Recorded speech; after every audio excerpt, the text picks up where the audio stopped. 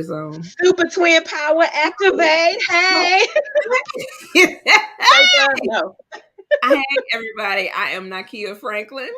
And I'm Vawn, Gretta. And welcome to this episode of The Real and Raw Talk Show, where there are no boundaries and no judgments. You're looking especially wonderful tonight, girl.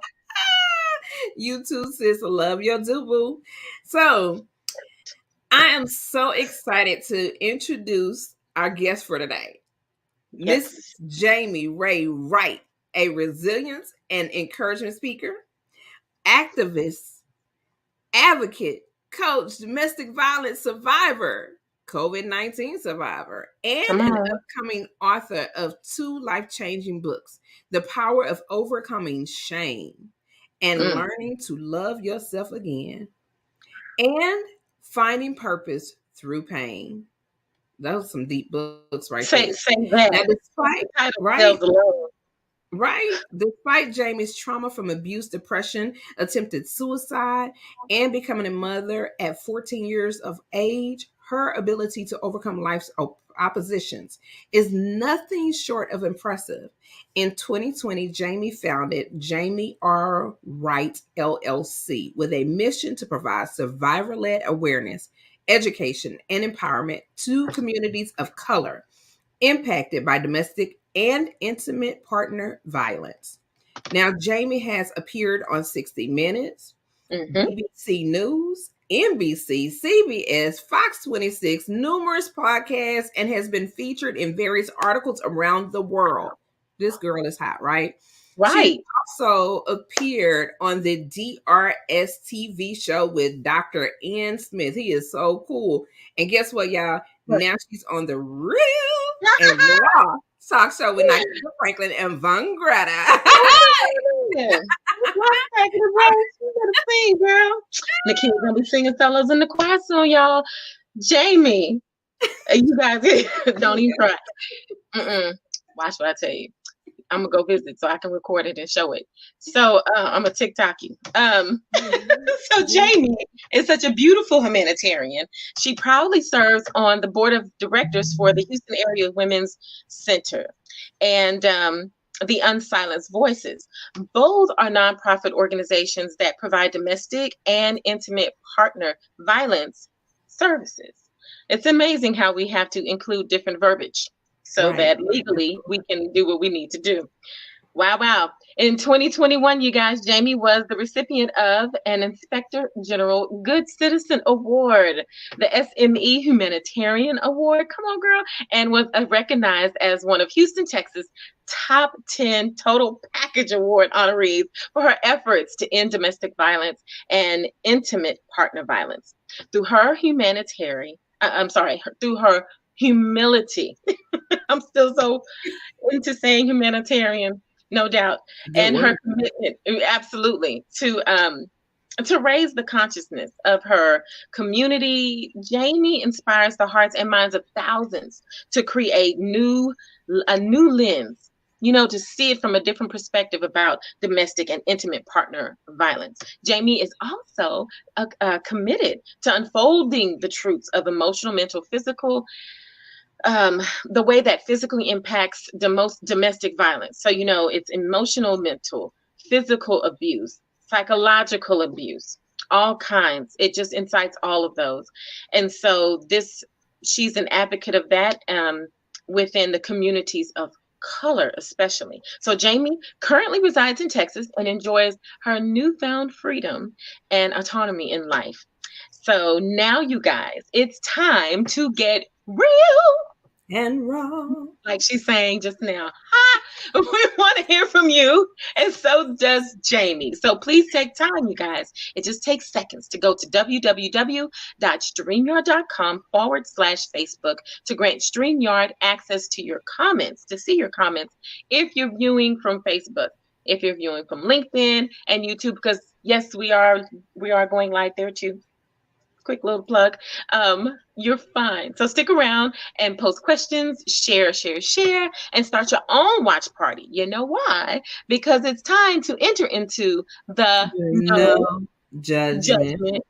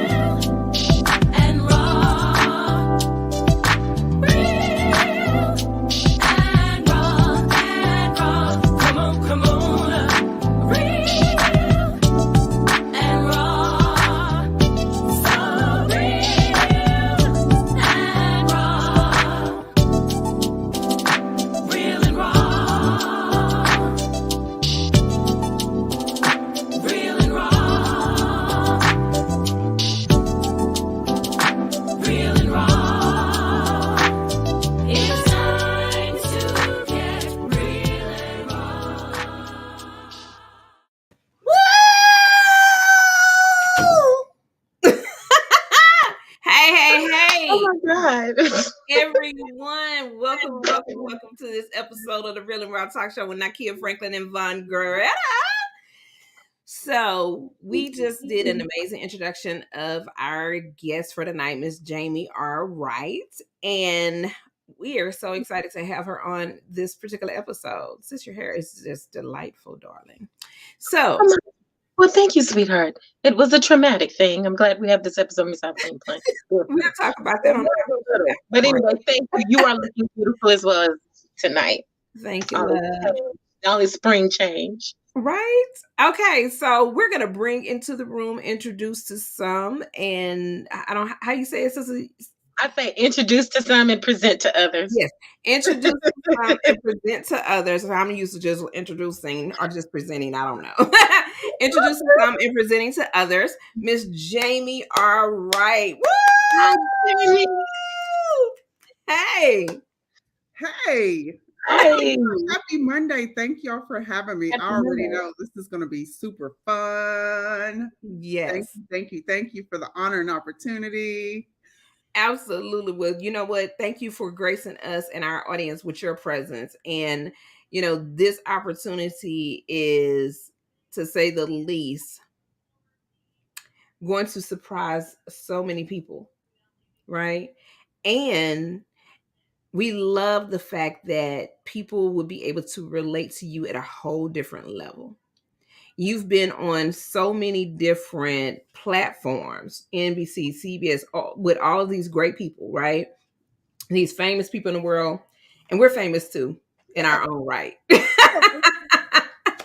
And, you know, it's just going to give people an opportunity to see you different and engage with you different. And our goal as hosts of the Real and Raw Talk Show is to always make sure that we provide our guests with the best experience. Vawn loves to make sure that our guests feel like it's more than just home, right? It's more than just a safe space. It's a space where you can really let your hair down, curls and all, and just be exactly who you are and just share with the world things that, you know, how when you're on other episodes or other shows, other platforms, you do all of this engagement and all of these interviews, but they only really take 2 minutes of what you say and put it out in the world. I can tell you been there and done that. We give you the space to truly share those things that are most important to you and be able to engage with the audience at a completely different level. Okay. So thank you so very much for joining us. So with all that being said, I'm going to jump right into it. So, you know, like I said, Vawn and I have already shared so much about your experience, and we want to thank you in advance for your level of transparency, desire to help others with your share story, your advocacy, and for those who seek assistance and guidance and relatedness to have you present to engage with them at this level. So if you can share with our audience a bit about your upbringing, where you were born, your siblings, your parents, tell us about your background. Who is Jamie R. Wright? Who is Jamie Ray Wright? Well, again, thank you, ladies. Jamie Ray Wright. I'm just a small town girl from Northeast Oklahoma, a town not too far from Tulsa, better known as the Black Wall Street. Came up in rural, very humble beginnings. I have one beautiful, amazing, go-getting, as a matter of fact, will tell you off, older sister. I love her with my entire heart. And both of my parents are deceased. Well, my mom is deceased. I don't know who my biological father is. My grandmother, she is my shero. I wouldn't be half the person that I am without her spiritual guidance, her love and unconditional support, and my aunties and my uncles that are no longer with me. So yeah, like literally I tell people I jumped off the porch early in that I had my daughter when I was 14. So that kind of catapulted and sped my life up quite a bit. So that's who Jamie Ray Wright is in a nutshell. I have two beautiful, amazing daughters that just oftentimes I'm in awe of who they are becoming as young Black women. One's about to be the 28th, the one I gave birth to when I was 14, and another one, my other daughter is about to be 22. So. Aww. That is so awesome. That is so beautiful. We can look at our lives, and for so many people, everyone's experience and situation is different, and we have a lot of people who have had children at such a young age, for whatever the experience was, however it occurred, right? And I had my son at 31, so I was an old mama, old girl, yeah. And and yet we always, well, not we always, but we have the tendency sometimes to say what we can't do and what is impossible, and because of an experience or a situation, we can't move forward, we can't do better, we can't something, right? We allow ourselves to be stopped because of an experience.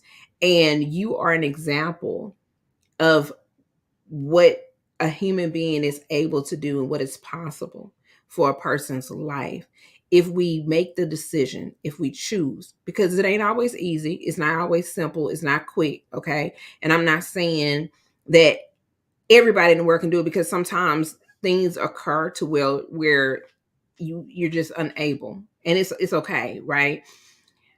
Overall, there's a lot of us that stop ourselves because of an experience or because of something that happened, and we don't allow ourselves to grow from it or evolve or take on the world as a result of it, and empower ourselves through our pain and through our experience, and move forward and fulfill on our purposes, fulfill on our promises, you know?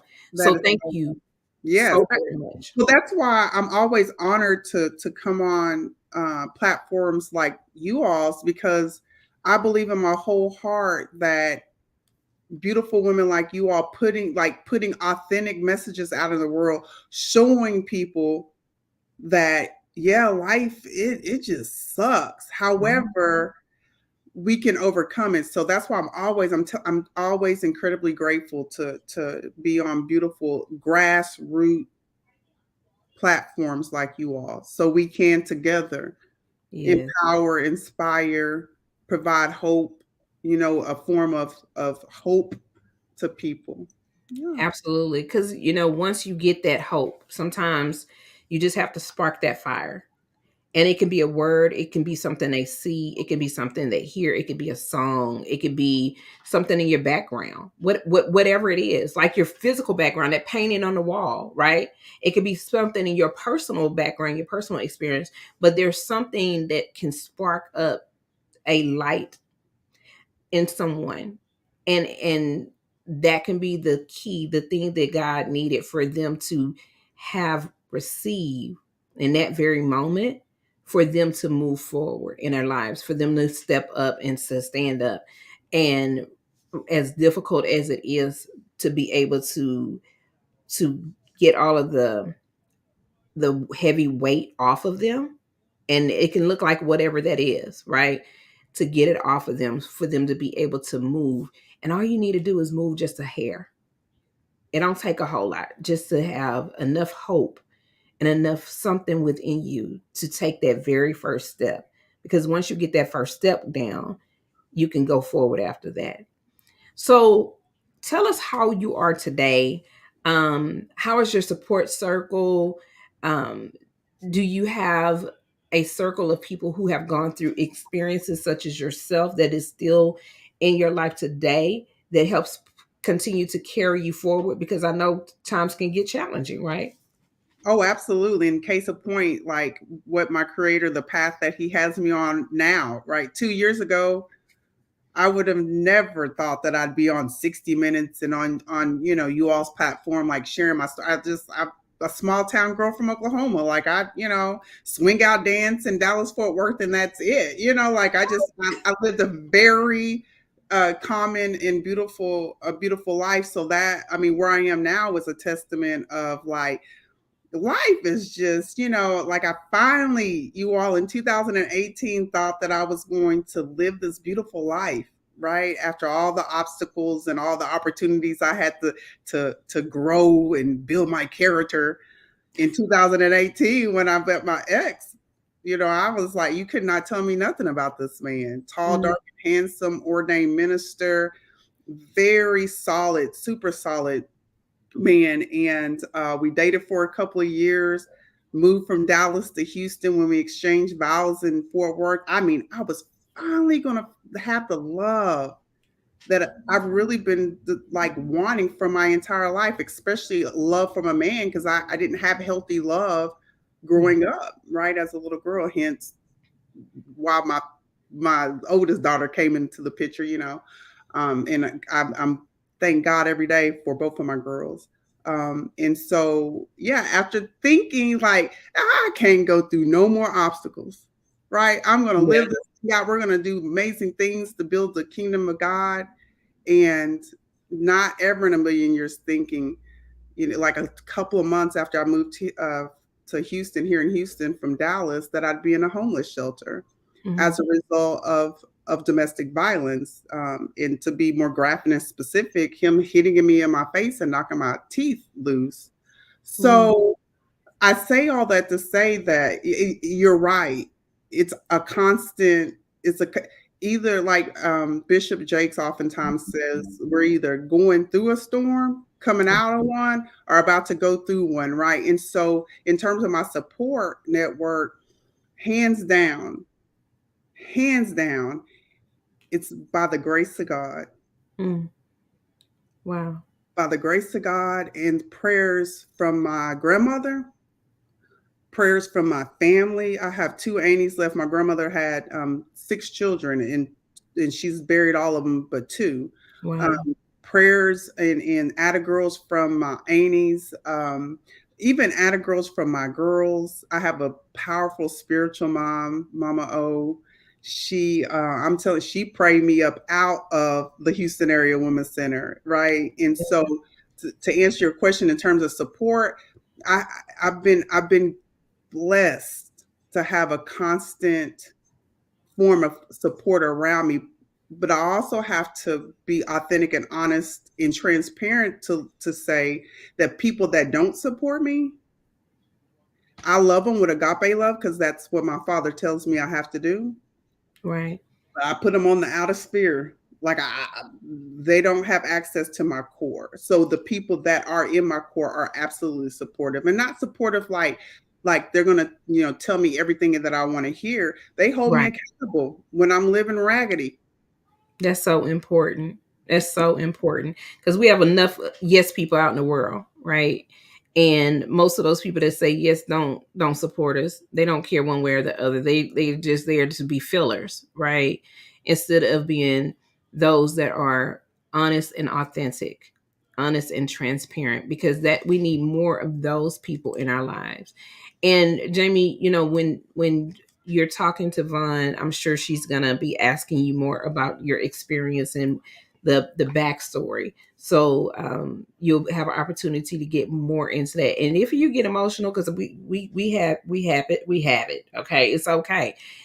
We real and raw, right? And if you need a moment to step back it for any reason, just definitely let us know. Okay, because we want to make sure that you are comfortable and well taken care of. So taking on a village means more than just raising kids. So how they say it takes a village to raise a kid. It takes a village to do more than just raise a kid, because it goes beyond it. Can you share with us your thoughts on that beyond raising kids?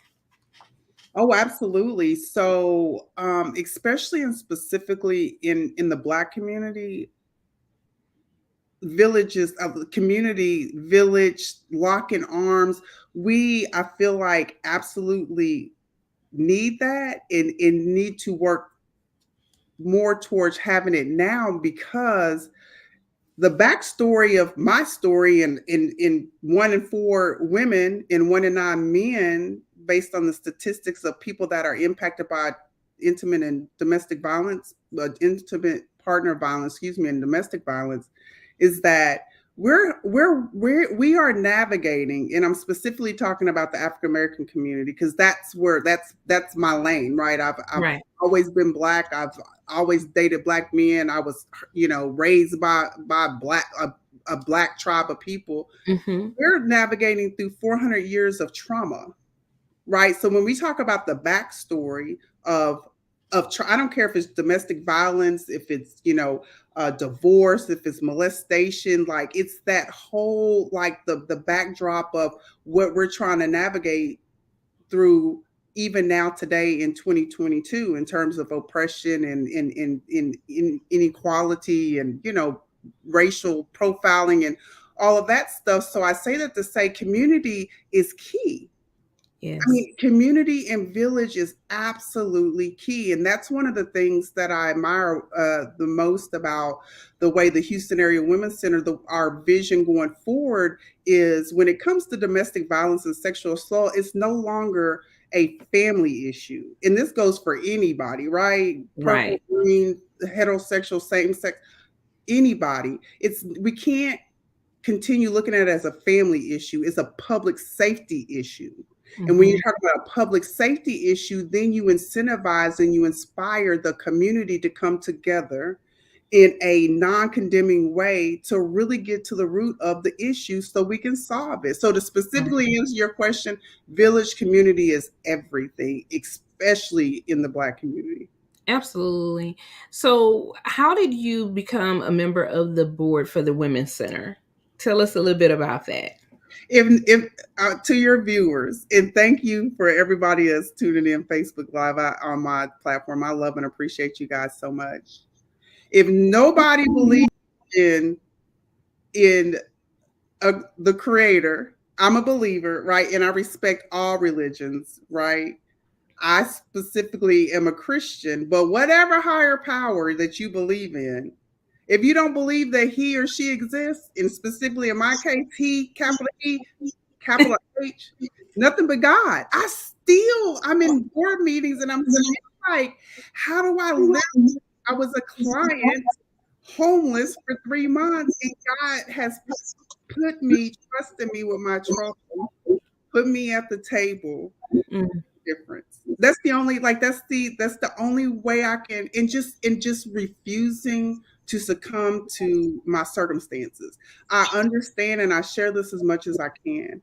I was victimized. Absolutely. Like a lot of us have been victimized in one way or another. But I could not be a victim, especially as a believer. I don't get the right. None of us believers get the right to stay stuck. Now we might get stuck, but we don't get the right if we say that God is our God. Yeah, absolutely. And we know that Jesus Christ walked the earth to demonstrate what that looks like, forgive us of our sins and things like that. I can't stay stuck. So I just started just going to Toastmasters, and I hired an amazing coach, which I now sit on her board of directors. That's the Unsilenced Voices nonprofit organization. Hired her. Shout out to Michelle Jewsbury. She's a domestic violence survivor as well. She sued her abuser and won for an undisclosed amount of money. You better speak, Jesus. And that was a God thing, how we've been met, right? And so I hired her to coach me, and it's just, God has just like, so pouring into myself, refusing to be a victim of my circumstances, and just pushing. That is awesome. That is an awesome testimony right there in itself. So, what do you want the audience to take away from your time on this episode? And then I'm going to just thank you. So I'm going to pass it on over there to that Queen Bee over there. Okay. My takeaway that I would like for your audience and even my Facebook family and friends to come away with is, we are all going through something, right? But we can overcome the obstacles that we go through. It doesn't matter if you're a Christian, Muslim, my best friend's a Nazi, she don't believe in nothing. Nonetheless, you can overcome. And once we overcome, it's our fundamental responsibility to go back and help the next person. Yeah. And that looks totally different for different people in different situations. So we might have been victimized, but we are not victims. We got to make the decision to push, as my pastor, Ronald Eagleton, told me, make the decision. Awesome. Thank you so very much. All right, Ladybug. I don't know Hey. what you. No, it's great. It's great. If it's okay with you, Jamie, we're going to take a quick break to hear from one of our sponsors, and then we'll get back. And as Nakia said, we'll dive right into it and really delve into what your experience is so that we can help free somebody tonight. And just in case some of our viewers say, they always do shows about relationships and encouragement and surviving. Oh, because it's needed. We survive every day. We got It something was to needed survive every single day. It's okay, so we'll be right back.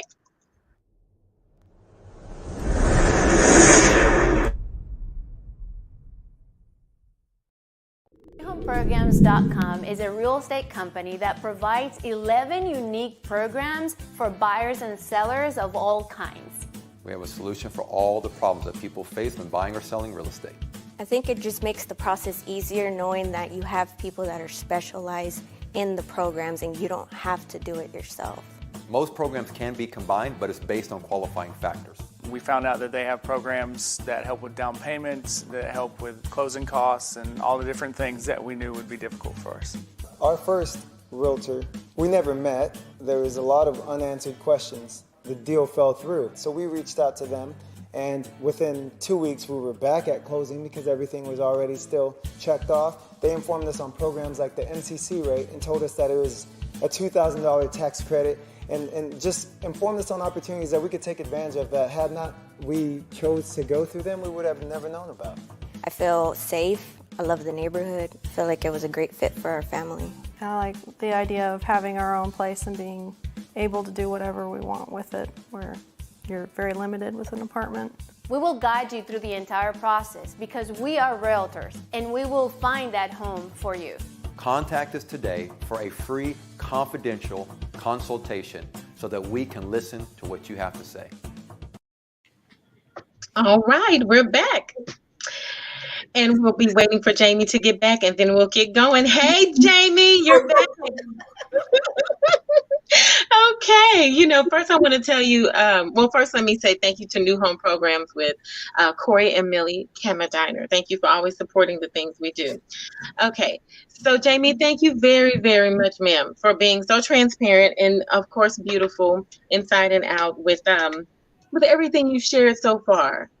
And for the road we're going to travel now. So thank you very, very much.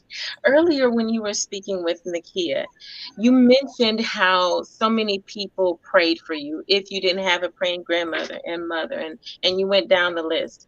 And I heard your voice shake just a little bit, right? What were you thinking? What came to mind as you talked about the people who prayed for you and how you wouldn't have made it if you mind? Beautiful question. Is that okay to ask? Okay. Oh, absolutely. Gratitude. Absolute pure gratitude. Gratitude. And were there moments that were going through your mind that you were grateful for that you may have overcome? I don't want to put words in your mouth, but when I heard your voice tremble, it's that soul tremble. That depth of, Lord, how did I get out of this? Or the quick replay of that little moment happening. We had a guest talking about how once somebody had her hanging off of a bridge in Houston when an angel appeared and helped her. Is there a specific moment that you were thinking about when you were feeling grateful? Oh, man. When people told me that wouldn't amount to nothing when I came home pregnant at 13. Okay. My grandmother and my aunt always supported me. My grandmother said, "You're not the first. You're not gonna be the last." That is supportive.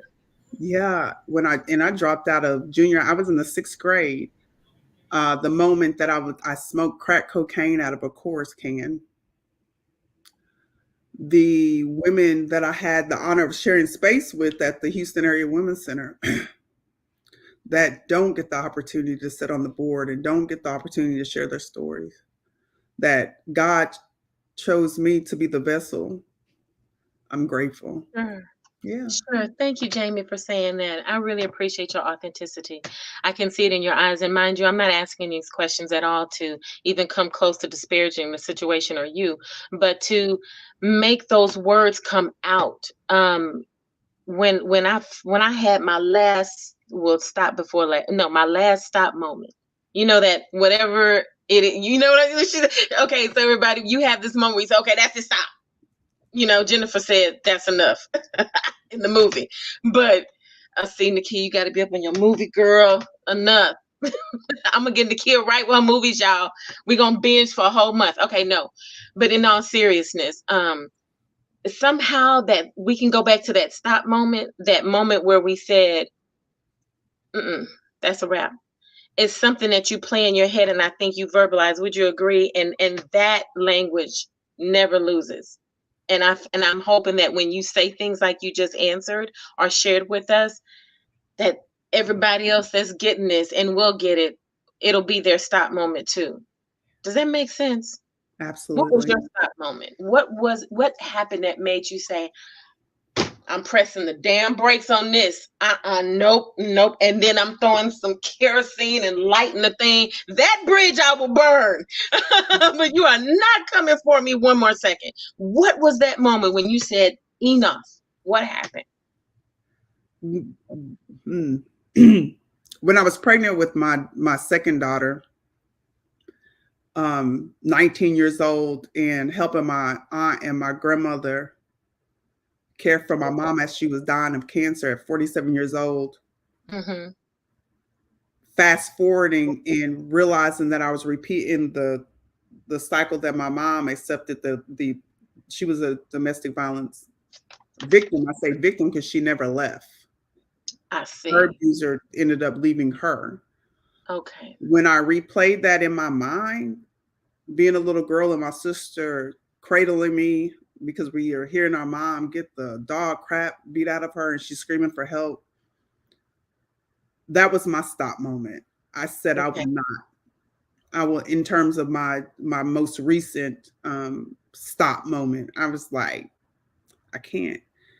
If God gives me one life to live, this life that I'm living is very much inconsistent with the abundant life that he wrapped himself in human form and came down to earth and told me that I could have. Yes, ma'am. So my stop moment was like, I'm at the source of choice. This is not going to change unless I make the decision to get out. That was and I burnt the bridge, sis. And that's just my story, right? I never ever condemn anybody for doing what's best for them. Absolutely. Whether it's stay, go, whatever is best for you.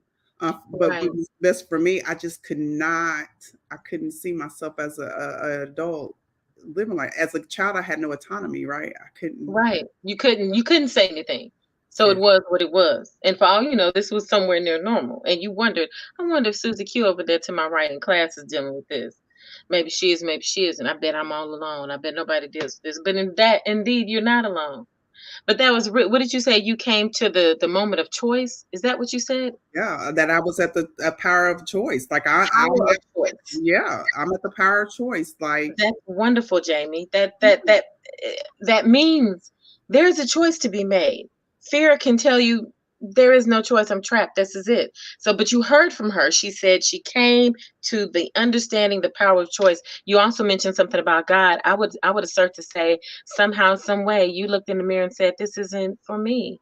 I have a moment to love myself enough to say, I don't have to let this keep happening to me. And the practical application that I used is I started to pray that God would help me see myself through his eyes. Oh, nice. And if you saw yourself through God's eyes and you said, wait a minute, as a parent took over, right? I'm not going to let nothing, I don't want to watch my baby go through this.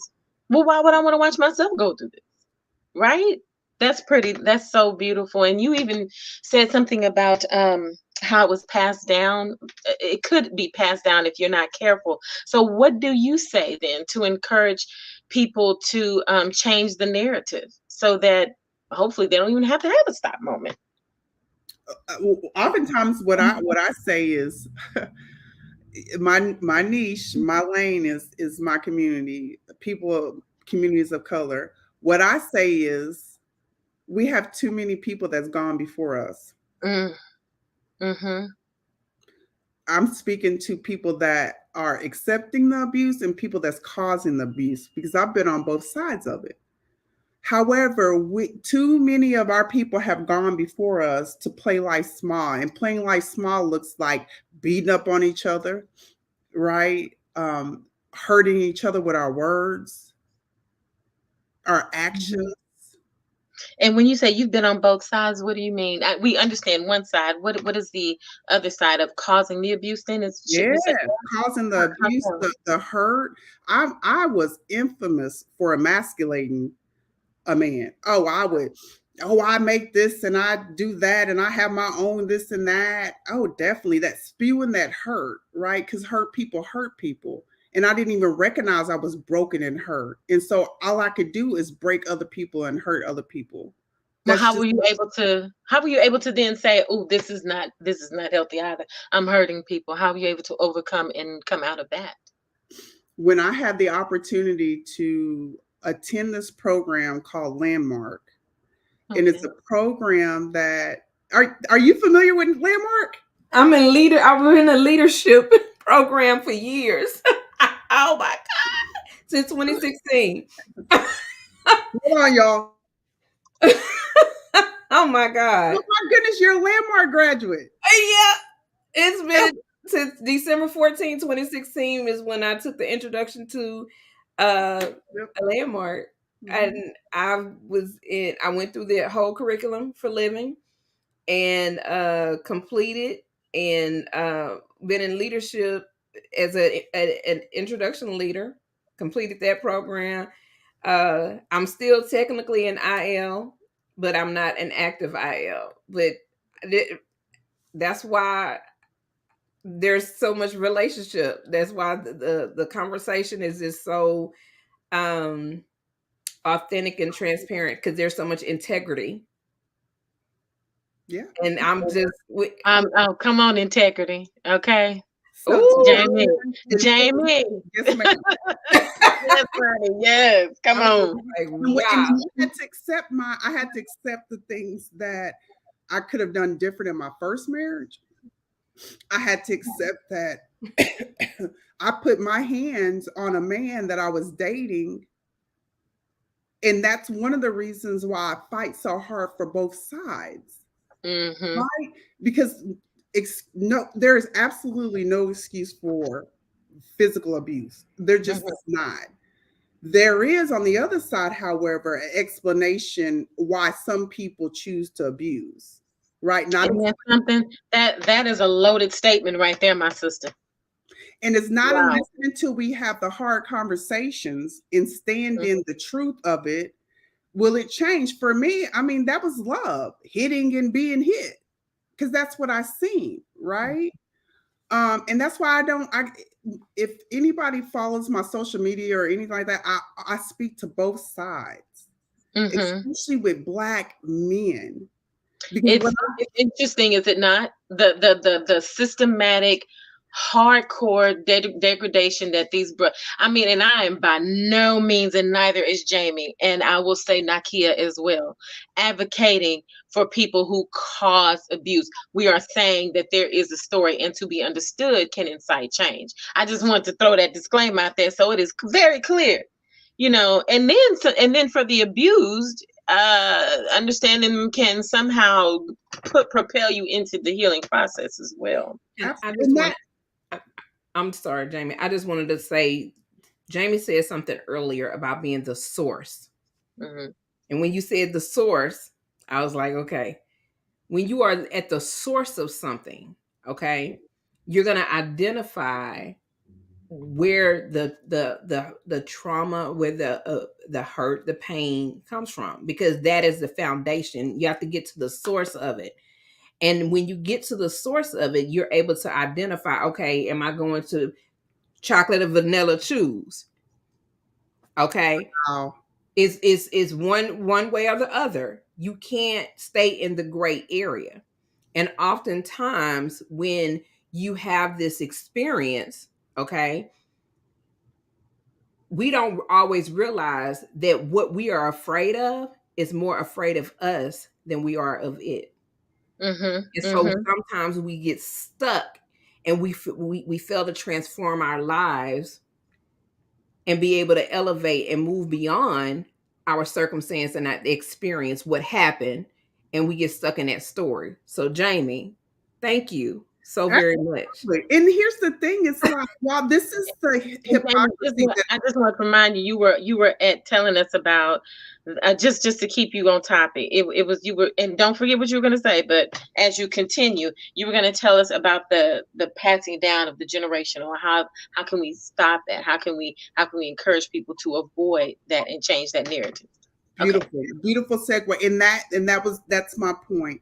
The hypocrisy of what I seen when I went into the Houston Area Women's Center as a victim, a for real victim of domestic violence. I was able to receive the resources, therapy, shelter, just the resources that I needed to gain my autonomy back, right? The hypocrisy part that I is like when I hit this man, when I hit a man when I was abusive, because this was before Landmark where I had to stand in my truth. There was no resources available. Like he can't go to a shelter and say, I'm a victim of domestic violence. Like the society does not allow him to be vulnerable like that, right? But the reality is that I was abusive. I could have very much went to jail in that moment. So it's the hypocrisy part that I'm just like, I try my very best to advocate to. Like there's got to be resources available for abusive partners. Okay, so now you say partners. Can you clarify for the audience, for everybody listening, what's the difference between domestic violence and intimate partner violence? Beautiful question. So the fundamental difference is you have same-sex relationships, right? You have and it's just a formality. It's like it's a lot of it's like intimate partner violence or family violence. Now, like in 2022, you'll hear more of that than domestic violence. Okay. Because so it goes to the person allegedly committing the violence. Because it makes it all inclusive, so you don't have to identify, it was a husband and wife thing versus two women versus two men is intimate partner. Well, and she said, and it also has to do with family on family.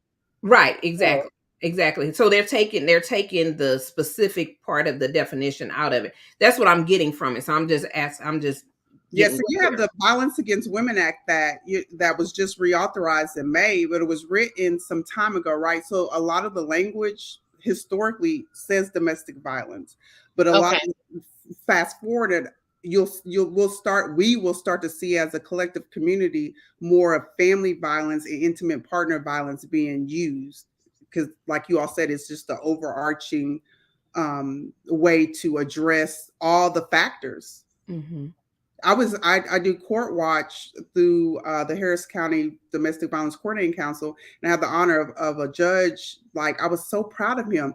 A police officer came in, and there was a same-sex relationship, and the police officer was kind of like, they're two women fighting, right?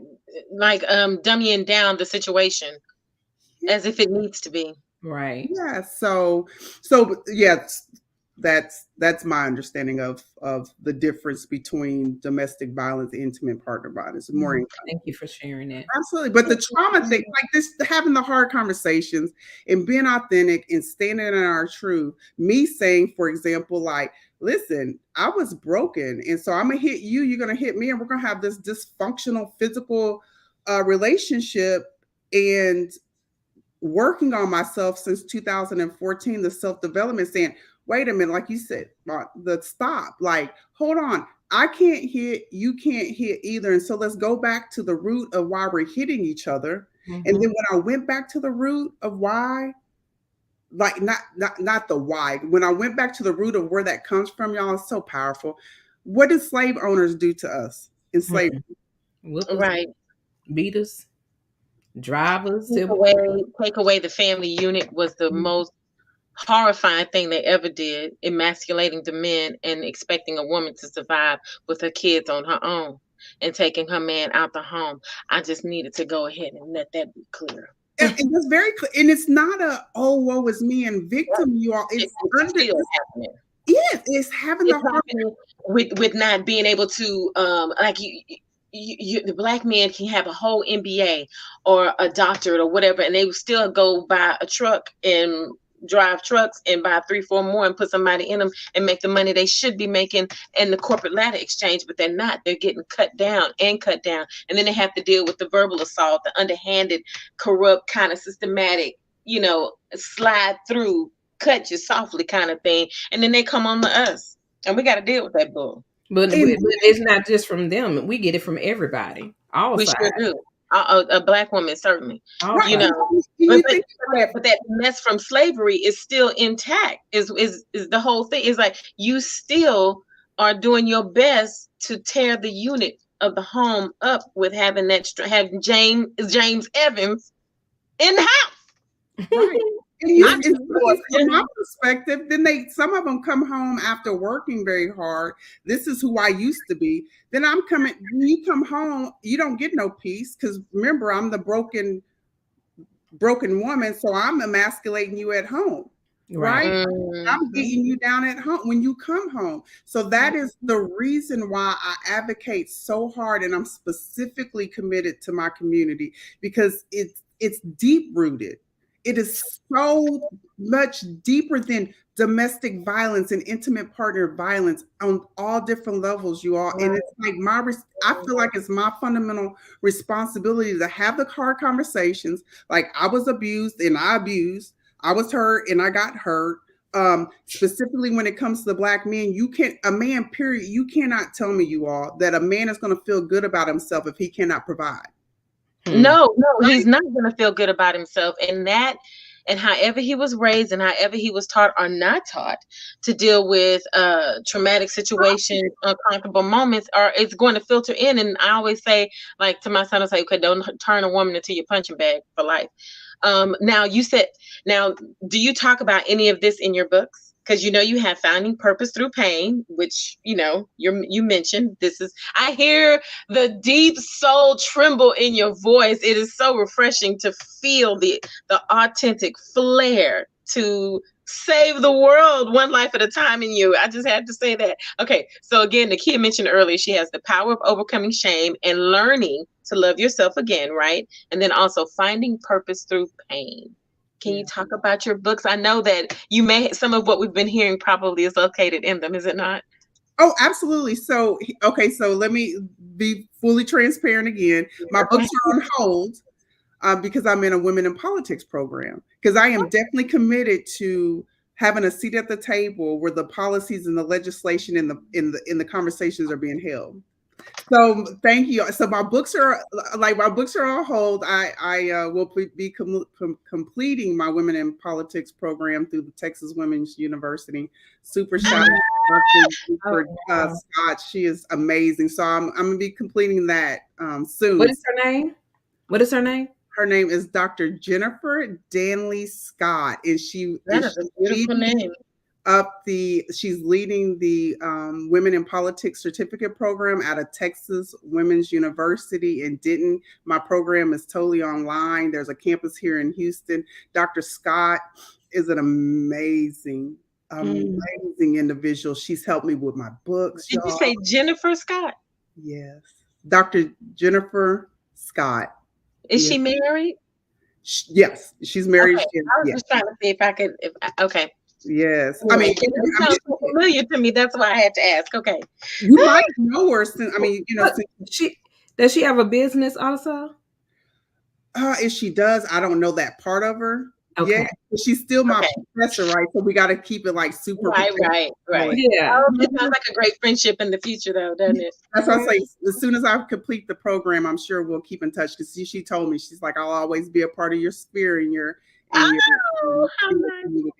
mic. So she's a part of my ecosystem. So yes, so I complete that program. So long story short, my books are on hold, But Okay. what God has implanted in me is the power of overcoming shame. Is going to be like a memoir. Woe is me, and then we're gonna come up on the upside, right? How I'm dating this beautiful, wonderful man that's probably watching me right now, and how my daughter is, going to be a phenomenal black dentist girl. Black, Right. my youngest, she is just navigating life, and I know whatever her and God decides for her life, she's going to end it on a high note. And then my finding purpose through pain is I envision it's going to be a workbook. Like it's one thing to say, oh, I came and I prayed about it. And it's another to put practical steps down so that somebody else can do it or even add to it, and make it that better. Yeah.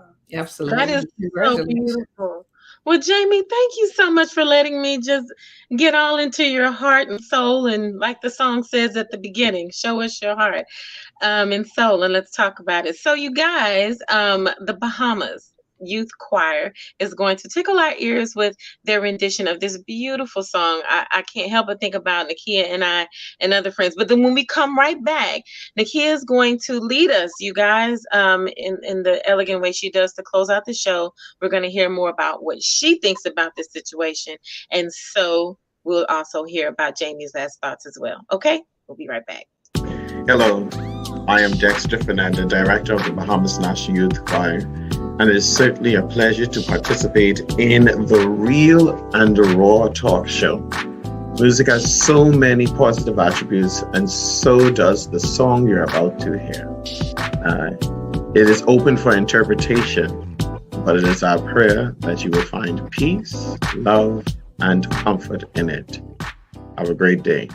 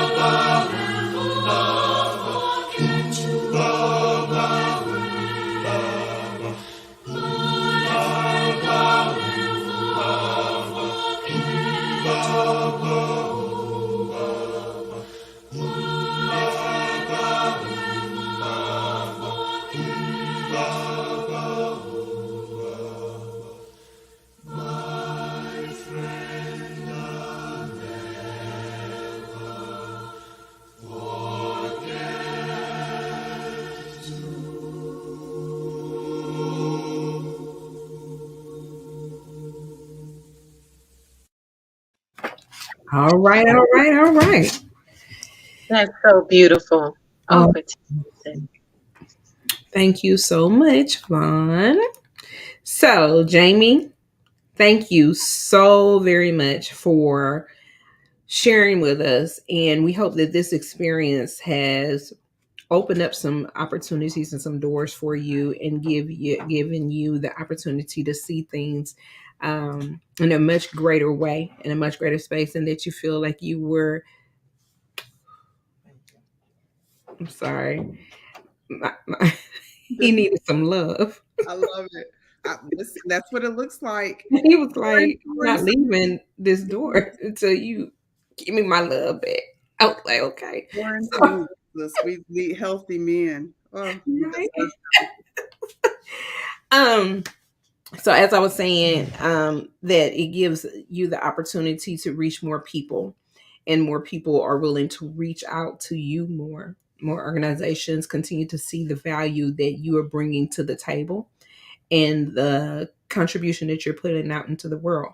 So we honor you. We thank you so very much. And we cannot show our gratitude enough for the conversations that you are willing to have, those honest conversations. And then seeing what your the community that we've both been a part of, the differences that it makes, it really says a lot.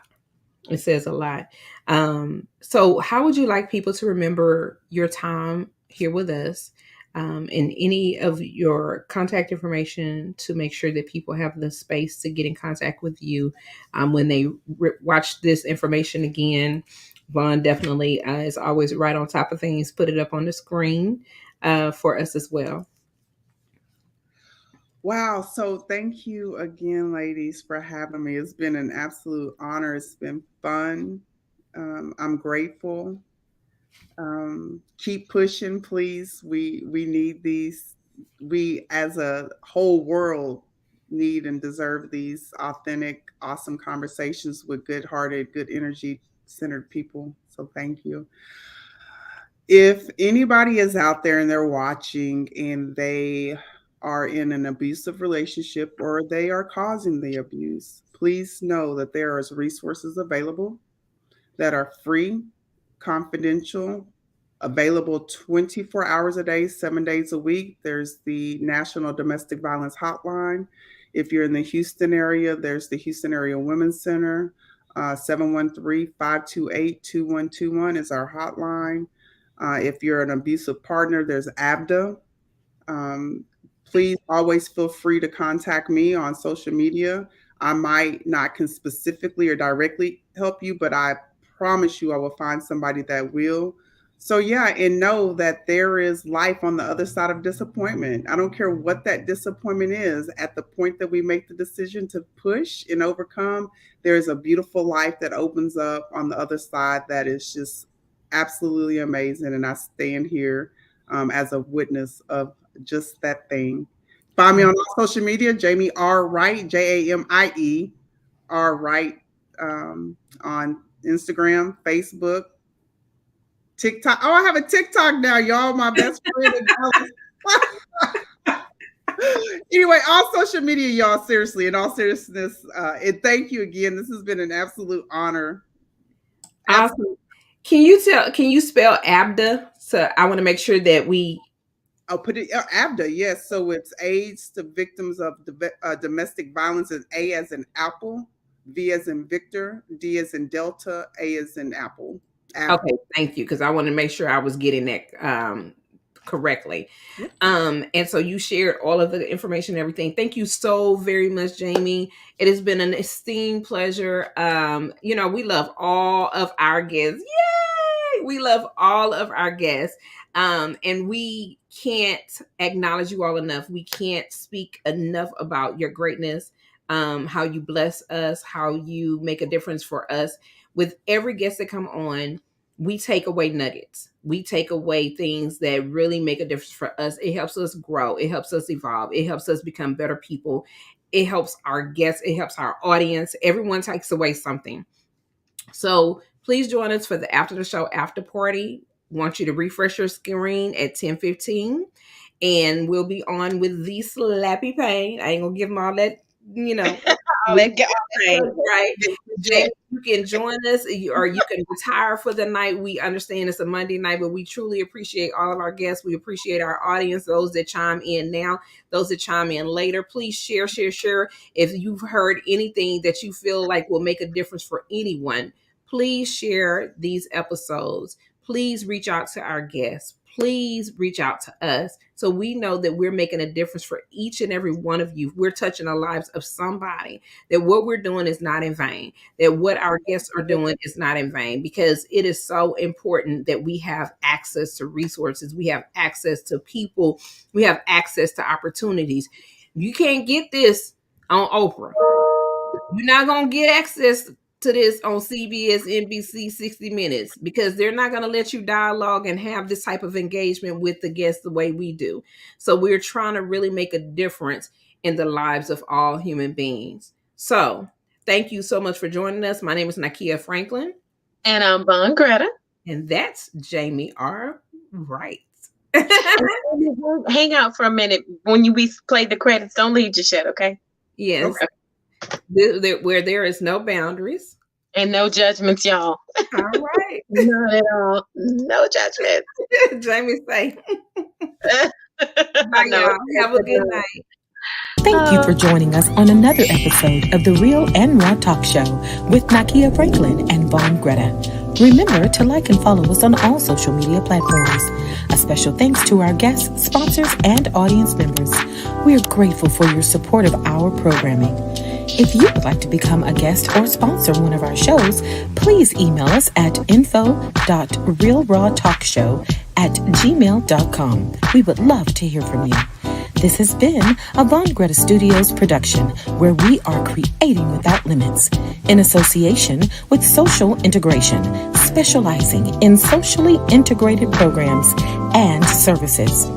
The views and opinions expressed on the show do not necessarily reflect the official policy or position of The Real and Raw Talk Show with Nakia Franklin and Vawn Gretta. Any content provided are opinions and are not intended to malign any religion, ethnic group, club, organization, company, individual, anyone, or anything.